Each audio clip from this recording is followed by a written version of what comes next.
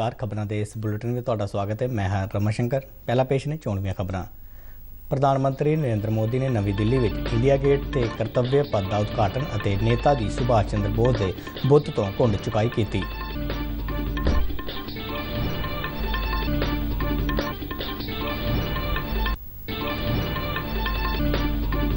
भारत और जापान विचाले विदेश और रक्षा मंत्रियों की दूजी 2+2 वार्ता टोक्यो में समाप्त।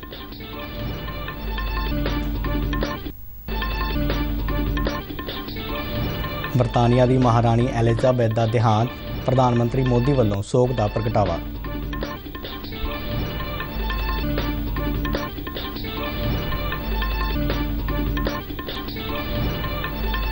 पंजाब सरकार ने गन्ना काश्तकारां का सारा बकाया अदा किया।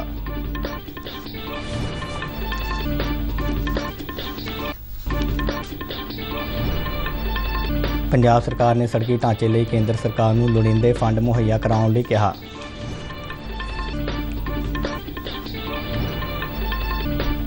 ते हुण खबरां विस्तार नाल।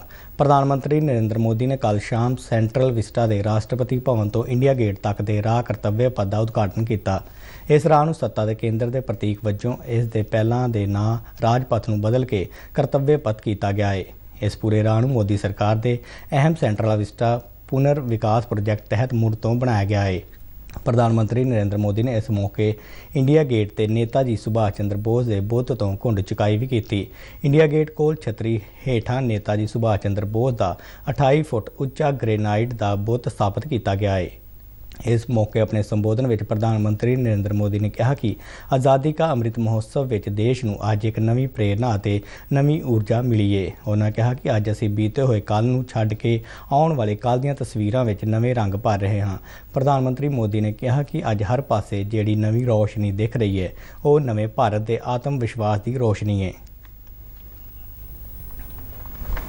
आज जो हर तरफ ये नई आभा दिख रही है वो नए भारत के आत्मविश्वास की आभा है। गुलामी का प्रतीक किंग्स वे यानी राजपथ आज से इतिहास की बात हो गया है, हमेशा के लिए मिट गया है।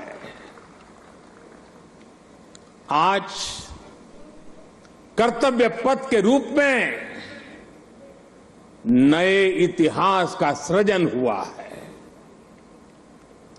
मैं सभी देशवासियों को आजादी के इस अमृत काल में गुलामी की एक और पहचान से मुक्ति के लिए बहुत बहुत बधाई देता हूं। प्रधानमंत्री नरेंद्र मोदी ने नेता जी सुभाष चंद्र बोस के बुत की घुंड चुकाई की गल करदਿਆਂ कहा कि गुलामी के समय बरतानवी शासन के प्रतिनिधि का बुत लग्या होया सी। देश ने उस स्थान ते नेता जी के बुत की स्थापना करके आधुनिक ते मजबूत भारत की प्राण प्रतिष्ठा भी कर दी है। आज इंडिया गेट के समीप हमारे राष्ट्र नायक नेताजी सुभाष चंद्र बोस की विशाल प्रतिमा भी मूर्ति भी स्थापित हुई है। गुलामी के समय यहां ब्रिटिश राज सत्ता के प्रतिनिधि की प्रतिमा लगी हुई थी। आज देश ने उसी स्थान पर नेताजी की मूर्ति की स्थापना करके आधुनिक और सशक्त भारत की प्राण प्रतिष्ठा भी कर दी है। कर्तव्य पथ ते लोकां नूं हुण बेहतर सहूलतां वाला बदलिया होया स्वरूप देखण नूं मिलेगा। इस विच पैदल रस्ते दे नाल लॉन, हरी भरी थां, राह ते लगे बोर्ड अते नवीआं सहूलतां वाले ब्लॉक शामिल होणगे। भारत और जापान विचाले विदेश और रक्षा मंत्रियों की दूजी 2+2 वार्ता टोक्यो में संपन्न हुई।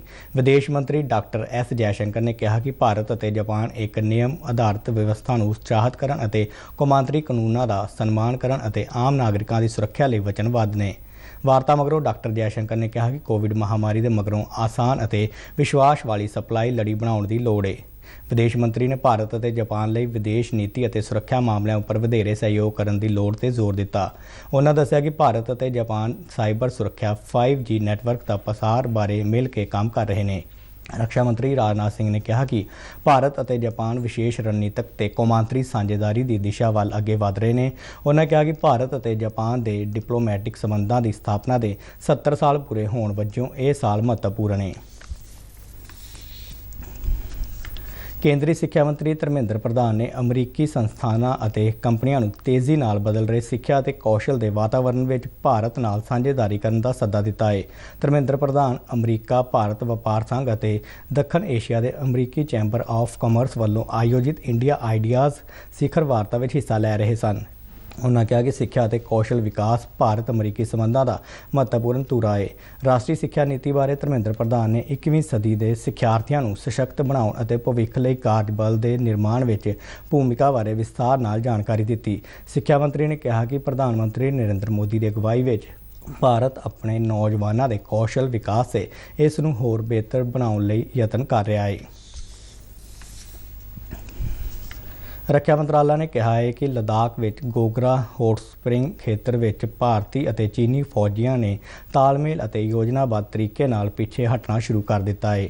ਮੰਤਰਾਲਾ ਨੇ ਕਿਹਾ ਕਿ ਸਰਹੱਦੀ ਖੇਤਰਾਂ ਵਿੱਚ ਅਮਨ ਲਈ ਇਹ ਜ਼ਰੂਰੀ ਹੈ। ਇਹ ਕਾਰਵਾਈ ਭਾਰਤ ਚੀਨ ਕਮਾਂਡਰ ਪੱਧਰ ਦੀ 16ਵੇਂ ਗੇੜ ਦੀ ਮੀਟਿੰਗ ਵਿੱਚ ਬਣੀ ਸਹਿਮਤੀ ਮਗਰੋਂ ਕੀਤੀ ਜਾ ਰਹੀ ਹੈ। ਬਰਤਾਨੀਆ ਦੀ ਮਹਾਰਾਣੀ ਐਲਿਜ਼ਾਬੈਥ ਦੂਜੀ ਦਾ ਦੇਹਾਂਤ ਹੋ ਗਿਆ ਹੈ। 70 ਸਾਲ ਤੱਕ ਹਕੂਮਤ ਕਰਨ ਵਾਲੀ ਮਹਾਰਾਣੀ 96 ਵਰ੍ਹਿਆਂ ਦੀ ਸੀ। ਪ੍ਰਧਾਨ ਮੰਤਰੀ ਨਰਿੰਦਰ ਮੋਦੀ ਨੇ ਮਹਾਰਾਣੀ ਐਲਿਜ਼ਾਬੈਥ ਦੂਜੀ ਦੇ ਦੇਹਾਂਤ ਤੇ ਦੁੱਖ ਪ੍ਰਗਟ ਕਰਦਿਆਂ ਕਿਹਾ ਹੈ ਕਿ ਉਹਨਾਂ ਨੇ ਆਪਣੇ ਦੇਸ਼ ਅਤੇ ਲੋਕਾਂ ਨੂੰ ਇੱਕ ਪ੍ਰੇਰਨਾ ਵਾਲੀ ਅਗਵਾਈ ਪ੍ਰਦਾਨ ਕੀਤੀ। ਪ੍ਰਧਾਨ ਮੰਤਰੀ ਨੇ ਮਹਾਰਾਣੀ ਨਾਲ 2015 ਤੇ 2018 ਵਿੱਚ ਹੋਈਆਂ ਯਾਦਗਾਰ ਮੀਟਿੰਗਾਂ ਨੂੰ ਮੁੜ ਯਾਦ ਕਰਦਿਆਂ ਕਿਹਾ ਕਿ ਇਸ ਦੁੱਖ ਦੀ ਘੜੀ ਵਿੱਚ ਉਹ ਮਹਾਰਾਣੀ ਦੇ ਪਰਿਵਾਰ ਤੇ ਬਰਤਾਨੀਆ ਦੇ ਲੋਕਾਂ ਨਾਲ ਆਪਣੀਆਂ ਭਾਵਨਾਵਾਂ ਸਾਂਝੀਆਂ ਕਰਦੇ ਨੇ। ਗੰਨਾ ਕਾਸ਼ਤਕਾਰਾਂ ਨਾਲ ਕੀਤੇ ਆਪਣੇ ਵਾਅਦੇ ਨੂੰ ਪੂਰਾ ਕਰਦਿਆਂ ਪੰਜਾਬ ਸਰਕਾਰ ਨੇ ਗੰਨਾ ਕਿਸਾਨਾਂ ਦੇ ਸਾਰੇ ਬਕਾਏ ਕੱਲ੍ਹ ਜਾਰੀ ਕਰ ਦਿੱਤੇ। ਮੁੱਖ ਮੰਤਰੀ ਭਗਵੰਤ ਮਾਨ ਨੇ ਚੰਡੀਗੜ੍ਹ ਵਿੱਚ ਦੱਸਿਆ ਕਿ ਸਰਕਾਰ ਨੇ ਬੀਤੇ ਬੁੱਧਵਾਰ ਨੂੰ ਗੰਨਾ ਕਿਸਾਨਾਂ ਨੂੰ ਅਦਾਇਗੀ ਵਜੋਂ 75 ਕਰੋੜ ਰੁਪਏ ਸ਼ੂਗਰ ਫੈਡ ਪੰਜਾਬ ਰਾਹੀਂ ਜਾਰੀ ਕਰ ਦਿੱਤੇ ਨੇ ਤੇ ਕੱਲ੍ਹ ਵੀਰਵਾਰ ਨੂੰ ਸੰਬੰਧਿਤ ਕਾਸ਼ਤਕਾਰਾਂ ਦੇ ਖਾਤਿਆਂ ਵਿੱਚ ਇਹ ਰਕਮ ਜਮ੍ਹਾਂ ਕਰਵਾ ਦਿੱਤੀ ਗਈ ਹੈ। ਉਹਨਾਂ ਦੱਸਿਆ ਕਿ ਇਹ ਬਕਾਇਆ ਅਦਾਇਗੀਆਂ ਪਿਰਾਈ ਸੀਜ਼ਨ 2021-22 ਨਾਲ ਸੰਬੰਧਿਤ ਨੇ ਤੇ ਪਹਿਲੀ ਦਫਾ ਕਿਸਾਨਾਂ ਦੇ ਸਾਰੇ ਬਕਾਏ ਜਾਰੀ ਕਰ ਦਿੱਤੇ ਗਏ ਨੇ। ਮੁੱਖ ਮੰਤਰੀ ਨੇ ਦੱਸਿਆ ਕਿ ਹੁਣ ਤੱਕ ਗੰਨਾ ਕਿਸਾਨਾਂ ਨੂੰ 619 ਕਰੋੜ 62 ਲੱਖ ਰੁਪਏ ਦੀ ਅਦਾਇਗੀ ਕੀਤੀ ਜਾ ਚੁੱਕੀ ਹੈ ਤੇ ਹਾਲ ਦੀ ਘੜੀ ਕਿਸਾਨਾਂ ਦਾ ਕੁਝ ਵੀ ਬਕਾਇਆ ਨਹੀਂ ਹੈ। ਉਹਨਾਂ ਕਿਹਾ ਕਿ ਫਸਲੀ ਵਿਭਿੰਨਤਾ ਰਾਹੀਂ ਕਿਸਾਨਾਂ ਦੀ ਆਮਦਨ ਵਿੱਚ ਵਾਧਾ ਕਰਕੇ ਖੇਤੀ ਨੂੰ ਲਾਹੇਵੰਦ ਧੰਦਾ ਬਣਾਉਣ ਵਾਸਤੇ ਲਗਾਤਾਰ ਉਪਰਾਲੇ ਕੀਤੇ ਜਾ ਰਹੇ ਨੇ। ਪੰਜਾਬ ਦੇ ਵਿੱਤ ਮੰਤਰੀ ਹਰਪਾਲ ਸਿੰਘ ਚੀਮਾ ਨੇ ਕੇਂਦਰ ਸਰਕਾਰ ਨੂੰ ਜ਼ਿਲ੍ਹਾ ਸਹਿਕਾਰੀ ਕੇਂਦਰੀ ਬੈਂਕ ਦੇ ਪੰਜਾਬ ਰਾਜ ਸਹਿਕਾਰੀ ਬੈਂਕ ਨਾਲ ਰਲੇਵੇਂ ਬਾਰੇ ਪੰਜਾਬ ਦੇ ਪ੍ਰਸਤਾਵ ਦੀ ਪ੍ਰਵਾਨਗੀ ਲਈ ਕੇਂਦਰੀ ਰਿਜ਼ਰਵ ਬੈਂਕ ਨੂੰ ਮਨਾਉਣ ਲਈ ਅਪੀਲ ਕੀਤੀ ਹੈ। ਨਵੀਂ ਦਿੱਲੀ ਵਿੱਚ ਸੂਬਿਆਂ ਦੇ ਸਹਿਕਾਰਤਾ ਮੰਤਰੀਆਂ ਦੀ ਕੌਮੀ ਕਾਨਫਰੰਸ ਨੂੰ ਸੰਬੋਧਨ ਕਰਦਿਆਂ ਵਿੱਤ ਮੰਤਰੀ ਨੇ ਕਿਹਾ ਕਿ ਪੰਜਾਬ ਵਰਗੇ ਸੂਬੇ ਲਈ 20 ਜ਼ਿਲ੍ਹਾ ਸਹਿਕਾਰੀ ਕੇਂਦਰੀ ਬੈਂਕਾਂ ਦਾ ਢਾਂਚਾ ਢੁਕਵਾਂ ਨਹੀਂ ਹੈ। ਉਹਨਾਂ ਇਸ 13 ਪਰਤ ਵਾਲੇ ਢਾਂਚੇ ਨੂੰ ਇਸ ਬੈਂਕ ਦੇ ਪੰਜਾਬ ਰਾਜ ਸਹਿਕਾਰੀ ਬੈਂਕ ਨਾਲ ਰਲੇਵਾਂ ਸਦਕਾ 2 ਪਰਤੀ ਬਣਾਏ ਜਾਣ ਨਾਲ ਪ੍ਰਸ਼ਾਸਕੀ ਸੁਧਾਰ ਤੇ ਕੁਸ਼ਲਤਾ ਵਿੱਚ ਵਾਧਾ ਹੋਵੇਗਾ। ਚੀਮਾ ਨੇ ਕਿਹਾ ਕਿ ਇਸ ਨਾਲ ਜ਼ਿਲ੍ਹਾ ਸਹਿਕਾਰੀ ਕੇਂਦਰੀ ਬੈਂਕਾਂ ਕੋਲ ਮੌਜੂਦ ਪੂੰਜੀ ਦੇ ਜੋਖਿਮ ਸੰਪੱਤੀ ਅਨੁਪਾਤ ਅਨੁਸਾਰ ਹੋਰ ਢੁਕਵੇਂ ਰੂਪ ਵਿੱਚ ਪਰਤ ਕੇ ਸੂਬੇ ਦੇ ਹੋਰ ਭੂਗੋਲਿਕ ਖੇਤਰਾਂ ਦੇ ਲੋਕਾਂ ਦੀ ਭਲਾਈ ਲਈ ਵਰਤਿਆ ਜਾ ਸਕੇਗਾ। ਉਹਨਾਂ ਨੇ 2% ਵਿਆਜ ਸਹਾਇਤਾ ਨੂੰ ਬਹਾਲ ਕਰਨ ਦਾ ਮੁੱਦਾ ਵੀ ਉਠਾਇਆ ਜੋ ਭਾਰਤ ਸਰਕਾਰ ਵੱਲੋਂ 1 ਅਪ੍ਰੈਲ 2022 ਤੋਂ ਬੰਦ ਕਰ ਦਿੱਤੀ ਗਈ ਹੈ। ਵਿੱਤ ਮੰਤਰੀ ਨੇ ਸੂਬੇ ਦੇ ਨਾਲ-ਨਾਲ ਦੇਸ਼ ਵਿੱਚ ਸਹਿਕਾਰੀ ਢਾਂਚੇ ਨੂੰ ਮਜ਼ਬੂਤ ਕਰਨ ਲਈ ਵਪਾਰਕ ਬੈਂਕਾਂ ਦੀ ਤਰਜ਼ ਤੇ ਸਹਿਕਾਰੀ ਬੈਂਕਾਂ ਵਿੱਚ ਪੂੰਜੀ ਮੁਹੱਈਆ ਕਰਵਾਉਣ ਦੀ ਲੋੜ ਤੇ ਵੀ ਜ਼ੋਰ ਦਿੱਤਾ। ਇਹ ਜ਼ਿਕਰਯੋਗ ਹੈ ਕਿ ਸਹਿਕਾਰਤਾ ਮੰਤਰੀਆਂ ਦੀ 2 ਦਿਨਾਂ ਕਾਨਫਰੰਸ ਦਾ ਉਦਘਾਟਨ ਕੇਂਦਰੀ ਗ੍ਰਹਿ ਤੇ ਸਹਿਕਾਰਤਾ ਮੰਤਰੀ ਅਮਿਤ ਸ਼ਾਹ ਵੱਲੋਂ ਕੱਲ੍ਹ ਕੀਤਾ ਗਿਆ ਸੀ। ਪੰਜਾਬ ਦੇ ਲੋਕ ਨਿਰਮਾਣ ਮੰਤਰੀ ਹਰਭਜਨ ਸਿੰਘ ਈਟੀਓ ਨੇ ਕੇਂਦਰ ਸਰਕਾਰ ਨੂੰ ਸੜਕੀ ਢਾਂਚੇ ਲਈ ਲੋੜੀਂਦੇ ਫੰਡ ਮੁਹੱਈਆ ਕਰਵਾਉਣ ਨੂੰ ਕਿਹਾ ਹੈ। ਉਹਨਾਂ ਨੇ ਦੱਸਿਆ ਕਿ ਸੜਕੀ ਨੈਟਵਰਕਾਂ ਦਾ ਵਿਕਾਸ ਅਤੇ ਰੱਖ ਰਖਾਵ ਇੱਕ ਨਿਰੰਤਰ ਪ੍ਰਕਿਰਿਆ ਹੈ ਜਿਸ ਲਈ ਸਮੇਂ-ਸਮੇਂ ਤੇ ਪ੍ਰੋਜੈਕਟਾਂ ਨੂੰ ਨਿਰਧਾਰਿਤ ਸਮੇਂ ਵਿੱਚ ਪੂਰਾ ਕਰਨ ਲਈ ਵਧੇ ਹੋਏ ਅਤੇ ਲੋੜੀਂਦੇ ਫੰਡ ਜਾਰੀ ਕੀਤੇ ਜਾਣੇ ਚਾਹੀਦੇ ਨੇ। ਉਹਨਾਂ ਨੇ ਕਿਹਾ ਕਿ ਪੰਜਾਬ ਫੰਡਾਂ ਨਾਲ ਸੰਬੰਧਿਤ ਲੋੜਾਂ ਦੀ ਪੂਰਤੀ ਲਈ ਲਗਾਤਾਰ ਅਤੇ ਠੋਸ ਉਪਰਾਲੇ ਕਰ ਰਿਹਾ ਹੈ। ਲਗਭਗ ਸਾਰੇ ਸੂਬੇ ਇਸ ਤੱਥ ਨੂੰ ਸਵੀਕਾਰ ਕਰਦੇ ਨੇ ਕਿ ਸੜਕੀ ਖੇਤਰ ਦੀਆਂ ਲੋੜਾਂ ਪੂਰੀਆਂ ਕਰਨ ਲਈ ਕਦੇ ਵੀ ਲੋੜੀਂਦੇ ਫੰਡ ਉਪਲਬਧ ਨਹੀਂ ਹੁੰਦੇ। ਹਰਭਜਨ ਸਿੰਘ ਨੇ ਇਸ ਗੱਲ ਤੇ ਵੀ ਜ਼ੋਰ ਦਿੱਤਾ ਕਿ ਇਸ ਮੰਤਵ ਲਈ ਵਿਸ਼ੇਸ਼ ਯੋਜਨਾ ਸ਼ੁਰੂ ਕੀਤੀ ਜਾਣੀ ਚਾਹੀਦੀ ਹੈ। ਲੋਕ ਨਿਰਮਾਣ ਮੰਤਰੀ ਨੇ ਦੇਸ਼ ਦੀ ਆਜ਼ਾਦੀ ਦੇ 75 ਵਰ੍ਹੇ ਪੂਰੇ ਹੋਣ ਤੇ ਬੈਂਗਲੁਰੂ ਵਿਖੇ ਕਰਵਾਈ ਜਾ ਰਹੀ ਰਾਸ਼ਟਰੀ ਕਾਨਫਰੰਸ ਆਜ਼ਾਦੀ ਕਾ ਅੰਮ੍ਰਿਤ ਮਹੋਤਸਵ ਵਿੱਚ ਆਪਣੇ ਵਿਚਾਰ ਪੇਸ਼ ਕਰ ਰਹੇ ਸਨ। ਉਹਨਾਂ ਨੇ ਕਿਹਾ ਕਿ ਪੰਜਾਬ ਹੁਣ ਪ੍ਰਧਾਨ ਮੰਤਰੀ ਗ੍ਰਾਮ ਸੜਕ ਯੋਜਨਾ ਵਰਗੀਆਂ ਸਕੀਮਾਂ ਨਾਲ ਸੂਬੇ ਦੀਆਂ ਲਿੰਕ ਸੜਕਾਂ ਨੂੰ ਹੋਰ ਬਿਹਤਰ ਬਣਾਉਣ ਲਈ ਵਚਨਬੱਧ ਹੈ। ਉਹਨਾਂ ਇਸ ਗੱਲ ਤੇ ਖੁਸ਼ੀ ਦਾ ਇਜ਼ਹਾਰ ਕੀਤਾ ਕਿ ਕੁਝ ਦਿਨ ਪਹਿਲਾਂ ਕੇਂਦਰੀ ਸੜਕ ਅਤੇ ਟਰਾਂਸਪੋਰਟ ਮੰਤਰੀ ਨਿਤਿਨ ਗਡਕਰੀ ਨੇ ਪੰਜਾਬ ਸੂਬੇ ਵਿੱਚ ਸੜਕਾਂ ਲਈ 500 ਕਰੋੜ ਅਤੇ RO ਬ੍ਰਿਜ ਲਈ 300 ਕਰੋੜ ਦੇ ਪ੍ਰਸਤਾਵਾਂ ਨੂੰ ਮਨਜ਼ੂਰੀ ਦੇਣ ਦਾ ਭਰੋਸਾ ਦਿੱਤਾ ਹੈ। ਅੱਜ ਖਤਮ ਹੋ ਰਹੀ ਇਸ 2 ਦਿਨਾਂ ਕਾਨਫਰੰਸ ਵਿੱਚ ਸੂਬਿਆਂ ਦੇ ਲੋਕ ਨਿਰਮਾਣ ਮੰਤਰੀ, ਸੀਨੀਅਰ ਅਧਿਕਾਰੀ, ਤਕਨੀਕੀ ਮਾਹਰ ਤੇ ਉਦਯੋਗ ਜਗਤ ਦੇ ਆਗੂ ਹਿੱਸਾ ਲੈ ਰਹੇ ਨੇ।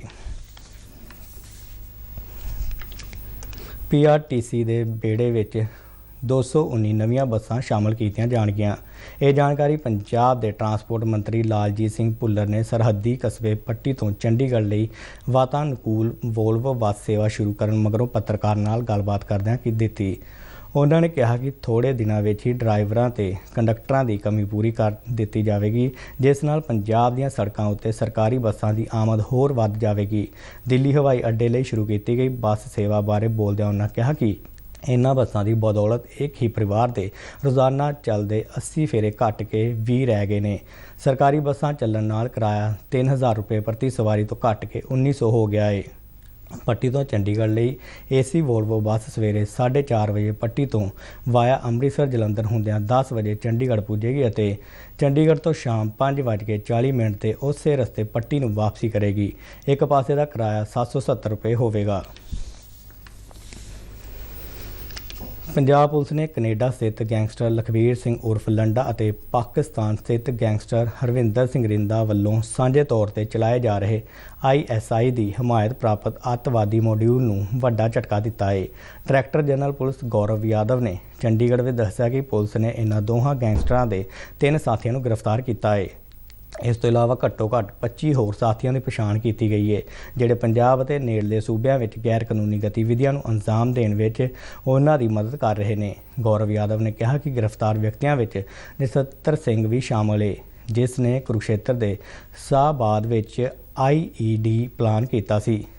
ਪੁਲਿਸ ਨੇ ਇਹਨਾਂ ਕੋਲੋਂ 1.5 ਕਿਲੋ RDX ਨਾਲ ਲੈਸ ਇੱਕ IED ਸਮੇਤ ਡੈਟੋਨੇਟਰ ਅਤੇ ਕੁਝ ਹੋਰ ਗੋਲੀ ਸਿੱਕਾ ਬਰਾਮਦ ਕੀਤਾ ਹੈ।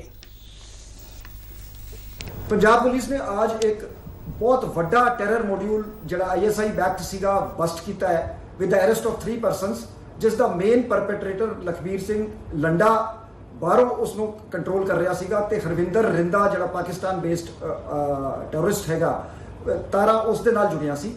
ਅਸੀਂ ਨਛੱਤਰ ਸਿੰਘ ਨੂੰ ਅਰੈਸਟ ਕੀਤਾ ਹੈ along with 1.5 kg RDX IED, 2 pistols and 2 associates।